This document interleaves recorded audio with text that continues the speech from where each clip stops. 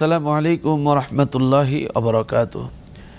সম্মানিত দর্শক শ্রোতা, আজকে আমরা পবিত্র কোরআনুল কারীমের সূরাতুল হাশরের নাজিলের ইতিহাস সম্পর্কে আলোচনা করব।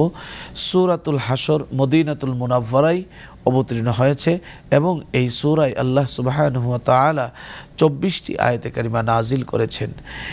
এই সূরা নাজিলের ইতিহাস সম্পর্কে তাফসীরের কিতাবের মধ্যে এসেছে, মদিনার উপকণ্ঠে বনু নাজির নামে একটি গোত্র বাস করত। মুসলমানদের সাথে তাদের মৈত্রী ছিল, কিন্তু তারা গোপনে কাফেরদের সাথেও বন্ধুত্ব সুলভ আচরণ করত এবং মুসলমানদের বিরুদ্ধে ষড়যন্ত্র করার চেষ্টা করত। এইভাবে তারা বিভিন্নভাবে সীমালঙ্ঘন করার অভিপ্রায় বিভিন্ন রকম চিন্তা ফিকির করেছে। এমনকি রাসূল করিম সাল্লাল্লাহু আলাইহি ওয়াসাল্লামকেও হত্যার ষড়যন্ত্র করেছে। হুজুর পাক সাল্লাল্লাহু আলাইহি ওয়াসাল্লাম খবর পেয়ে তাদের বসতি ঘেরাও করেন। তারা উপায়ান্তর না দেখে দিশেহারা হয়ে এই শর্তে সন্ধি করে যে পরিমাণ মাল উটের পিঠে নেওয়া সম্ভব সে পরিমাণ মাল নিবে, কিন্তু তাদের সাথে কোনো হাতিয়ার নিবে না।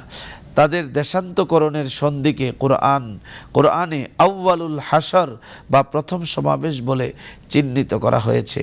তারই প্রেক্ষিতে সূরাতুল হাশরের প্রাথমিক যে আয়াতে কারিমাগুলো আল্লাহ তাআলা অবতীর্ণ করেছেন। আল্লাহ তাআলা আমাদেরকে বোঝার তৌফিক দান করুন। আস্থা, নিরাপত্তা ও প্রগতির সাথে প্রযুক্তির সমন্বয়ে গ্রাহকদের সর্বোচ্চ মানের ব্যাংকিং সেবা প্রদানই কমিউনিটি ব্যাংকের লক্ষ্য। কমিউনিটি ব্যাংক, সবার ব্যাংক।